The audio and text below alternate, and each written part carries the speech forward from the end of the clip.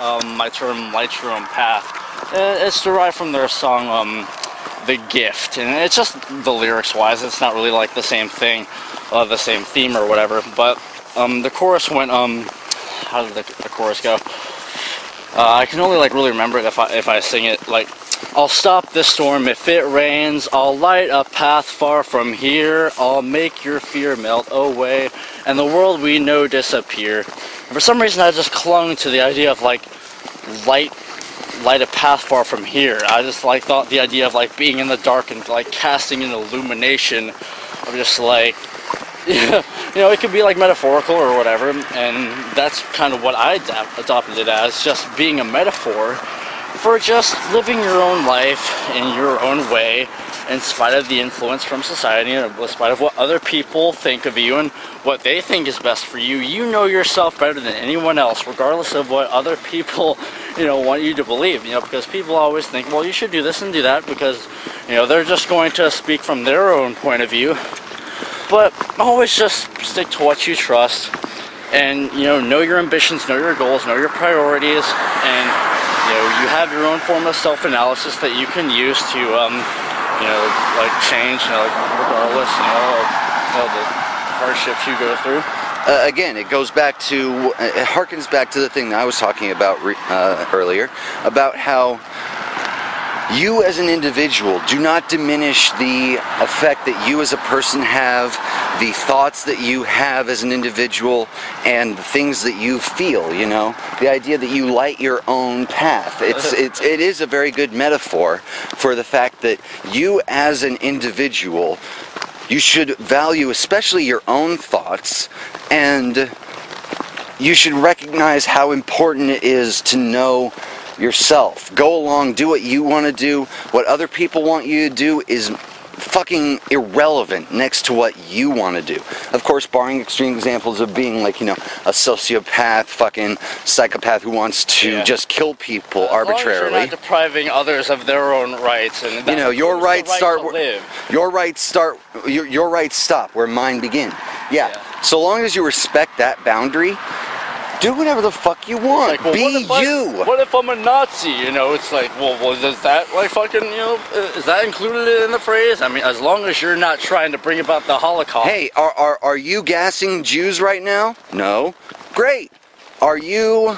Then fine, salute Hitler all you fucking want. I don't condone prejudice, but I do condone just being who the fuck you want to be and making sense out of your own life and who you are, you know? And, the other part of my phrase, stick to your guns, I actually went to a Stick to Your Guns show. They are an actual band.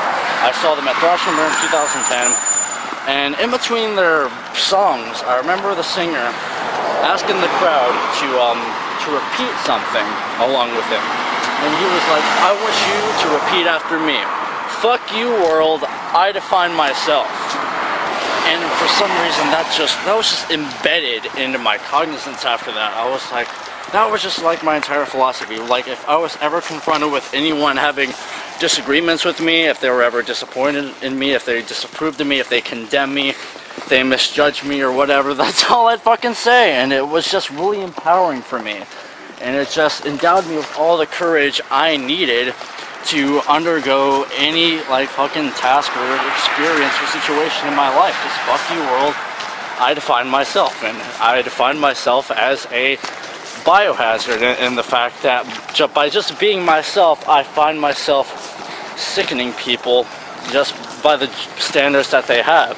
Mm-hmm. And I adopted this entire philosophy of biohazardism because of it. And it includes 3 contaminants, if you will. 1 is integrity. Love yourself and love what you do. 2 is acceptance. Accept that not everyone will love you or love what you do. And 3 is freedom. Don't let anyone stop you from loving yourself and loving what you do. And if you do that, you'll have the means to be yourself, and the only cost is people just not fucking liking who the fuck you are. Which they're gonna do anyway. That's the thing I try and highlight to people as often as fucking possible. Is that your life will be a lot better because of it. Yeah. Here's what it is. Okay, I've talked about this in previous videos. The whole, you know, top 5 regrets of the dying. One of them is, I wish I had let myself be happier. And one of them was, I wish I had been the person I wanted to be rather than the person that others wanted me to be. And put the two together. And there you go. It's right there. It's a life philosophy that is understood by people who have actually lived through the entirety of their lives, more or less. You know, they've only got a few months, weeks, or days before they're gonna fucking die.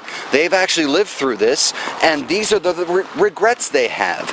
And I don't agree with the very idea of even having regrets. Because it only turns you into the person you are today. What doesn't kill you makes you stronger. Blisters turn into callus. In order to get bigger muscles, you have to rip your muscle cells down, in a manner of speaking. So everything just kind of contributes to who you are in the present. Again, it's the issue of not stagnating, of continuing to change as a person.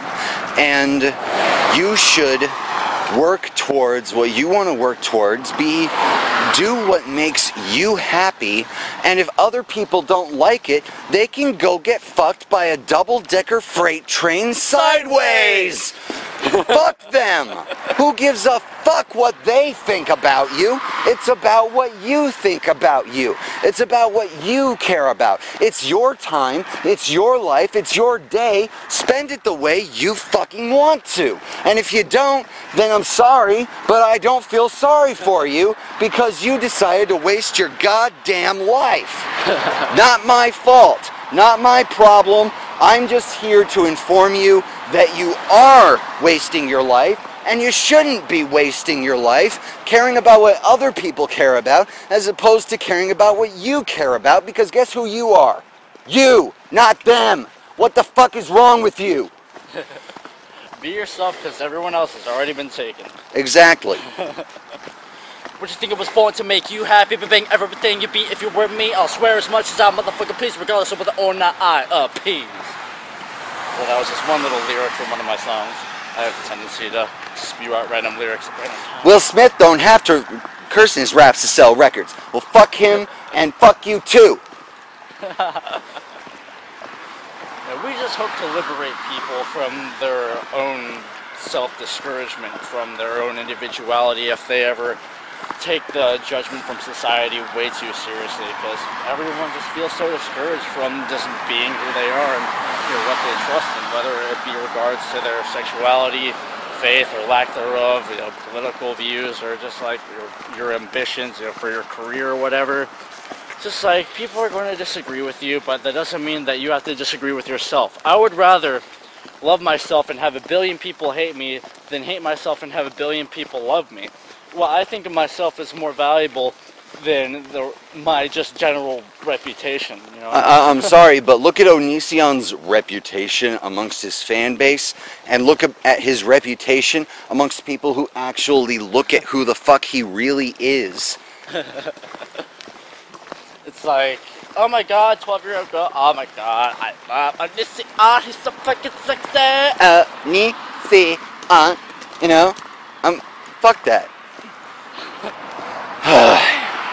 Onision's not a person, he's a veggie Jew. I'm quoting my friend Paul there. Oh my god. He said that and I was just like, wow, that was hilarious. Veggie Jew, I've never heard that term before. Oh man. You know what? Yeah, that's the type of Jew we should guess. Oh, I'm sorry, did I say that? That's the alcohol talking. Yeah, we fucking walked over to this Shell Mart about half an hour away. He got some alcohol. I had this fucking Ritz peanut butter thing and some Three Musketeers truffle crisps. They're pretty good. Oh, the sweet alcohol. We just fucking spend our time walking around at night, just having our bread and butter, if you will, just bullshitting. But human interaction, it's the spice of life. Yeah, it helps us, just learn more about each other and learn more about ourselves. Well, of course, you see, that is the one thing that I find most valuable in a friendship, by the way. And a lot of people don't even think about this. But it's about, okay, you listen to random romance movie, and there's one line in there that will be particularly profound. I make you better. Hopefully you make me better. that is the basis, I think, of the best type of relationship, which is a friendly relationship in which you can have long, in-depth conversations such as this. God, so insightful, us men burping and farting all the time. And the idea that we can actually just have these conversations, and the fact that your opinions help to drive my mound. Oh God, I'm such a girl. I'm like, my mound is so bad. No, the fact that your mind drives mine down avenues that normally wouldn't go down on its own because of the fact that it doesn't occur to me, but it does occur to you. That kind of thing is, you know, the best thing you can do for a friend as a person is help them with their self-discovery. The fact that Bobo and I have started talking recently on Skype, when we started actually doing that on a regular basis, you know what happened?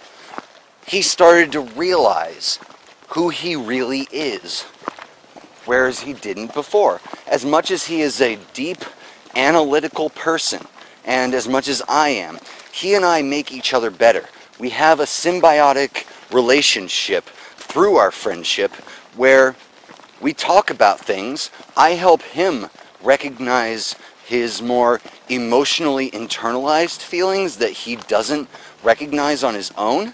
I help to put things into more concrete terms for him that he might overthink, and I simplify for him, and he is able to ambiguate my own thoughts about things that are probably too simplistic so that I can better understand the ways that I think, the reasons that I think, the things that I do, and actually give me more historical context that backs up the things that I think and feel. And in turn, we have a symbiotic relationship whereby the respective ways in which we think helps the other to become a better person on an active level.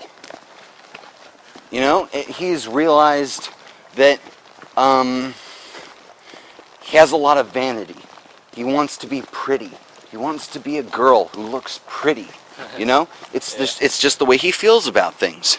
And yet, I have realized that gender is literally useless to me as a concept. Yeah, a lot of people have been kind of misconstruing gender with sex on his recent gender video. Sex is a biological thing, whereas gender is just your self-identification.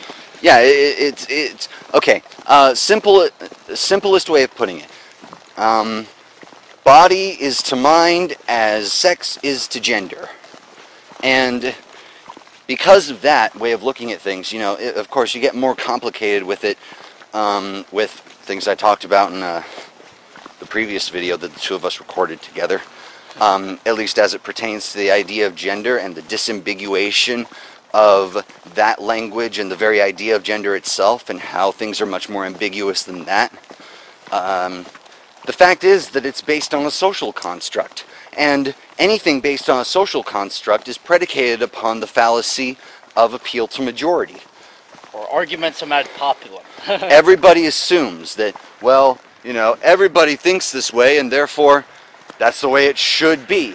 Or most people think a certain thing and therefore it's correct. Bullshit! Absolute bullshit. Most people on the planet at one point thought that the world was flat. Did that make them right? No, it did not. And the same thing applies in this case. The idea that you conform to social constraints makes sense on a practical level. But in a purely logical context, it makes no sense whatsoever. And people should be combating that on a regular basis in order to ensure that their societal conceptions of things, as it applies especially to things like the way we educate our children, things of that nature, the way that we conceptualize of ourselves and conversate with each other as an entire society, they should be based on sound ideas as opposed to valid ideas that are based in no way on reality. There is a distinction between validity and soundness. Soundness deals with reality, whereas validity deals with logic.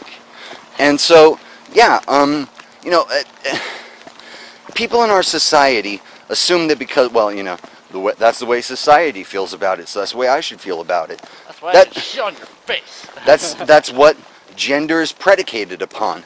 In India, they have 3 genders. They have male, female, and people who are more, I guess you could say, androgynous. But look at the society we live in. People don't even know what the term androgynous means. It is one of those words that's like luxate, epheb, reconnoiter. Words that are not well known. The kind of word that you would only find on your word of the day toilet paper or some shit.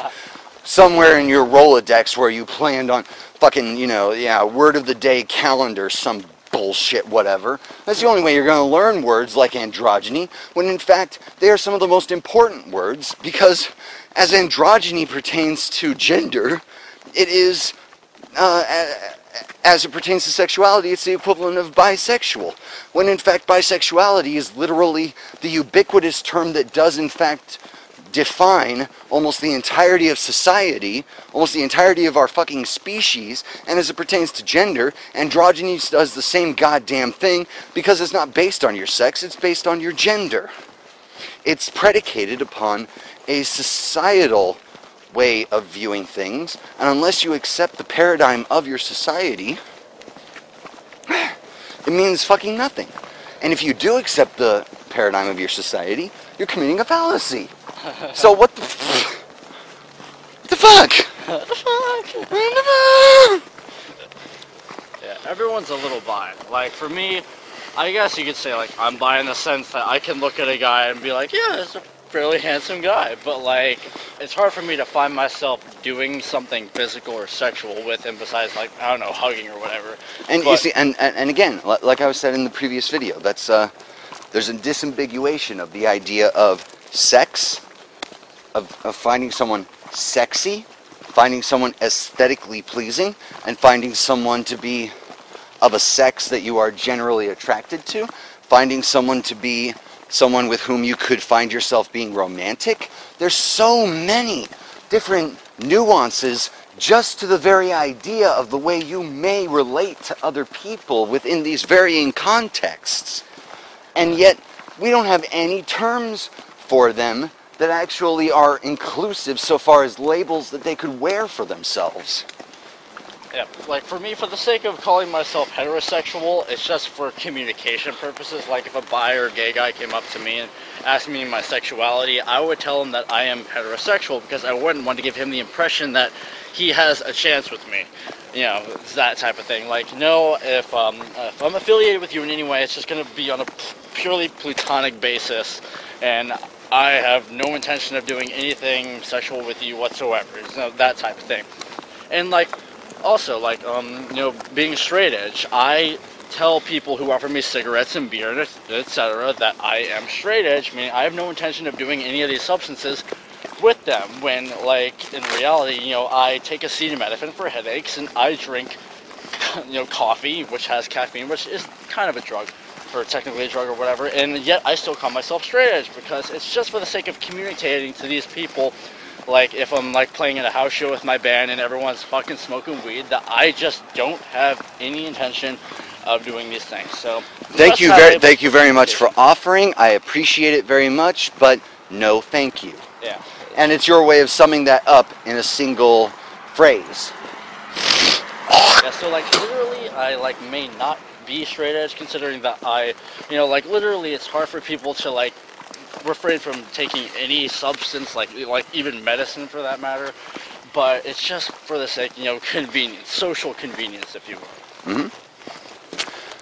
And that's one thing that a lot of people don't seem to realize when I talk about these issues that pertain to language, that I'm not speaking within a practical context. I understand the practicality of speaking in the way that you do because of the way in which you are expected to communicate with people based on social paradigms and the way we are expected to relate to each other, the just everything like that. You know, the fact that we aren't allowed to offend each other. We have to appeal to the lowest common denominator as far as the way that we express ourselves for the idea of actually offending someone.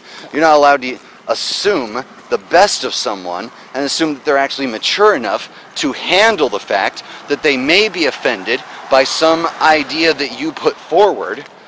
You're not allowed to assume that. You have to assume, on the other hand, that people are going to be offended by even the most mundane of things that you might bring up, like homosexuality.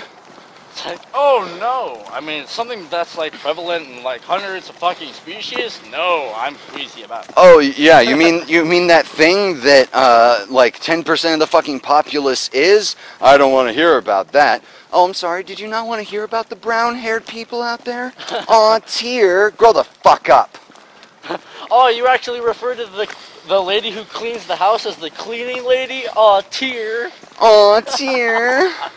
Oh no. Oh, I'm sorry. You don't like the fact that I called someone what the fuck they are? Get the fuck over it. So, but yeah, it's just the idea that you constrain yourself to social standards it's a bullshit idea to me, you know? And hey, that's another 20-some minute long video that we recorded, so yay us. Yay us, bitch. This has been like a really fucking good day. Like, this guy, he's lived so close to me forever, but I finally took the initiative to come out and hang out with him at the very last minute. But, you know, last minute's better than no minute, I guess. Yeah, I mean, hey, you know, here pretty soon I'll be moving back to where I used to live, and I'll be able to actually hang out with Bobo and record some collaborative videos with him. But in the meantime, Shout out. long days and pleasant nights. Shout outs to the Messianic Mannequin, the Barking Atheist for being so fucking sexy. Word! Sit your guns and light your own path. I am the Dark Lord fucking MassaCreature, bitches. Motherfuckers, best recognize.